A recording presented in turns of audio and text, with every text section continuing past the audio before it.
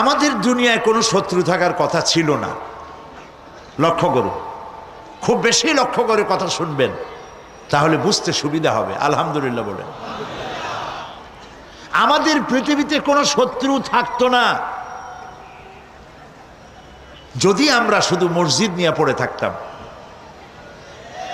যদি আমরা শুধু জিকির আজগার করতে থাকতাম, যদি আমরা শুধু জসনা জলুস আর গিয়ারা শরীফের মধ্যে নিজেদেরকে লিপ্ত করে রাখতাম, আমাদের কোনো শত্রু থাকতো না। আমাদের শত্রু হলো কেন? শত্রু হয়েছে এই জন্য আমরা সাংস্কৃতিক অঙ্গনে ভাগ বসাইছি, আমরা রাজনীতির কলিজার মধ্যে হাত ঢুকিয়ে দিয়েছি, আমরা অর্থনীতি সমাজনীতির মধ্যে ঢুকে পড়েছি। আর এটা আন্দাজ ঢুকি নাই, আল্লাহ ঢুকাইছে। সুবহানাল্লাহ। তাই ওরা আমাদের শত্রু।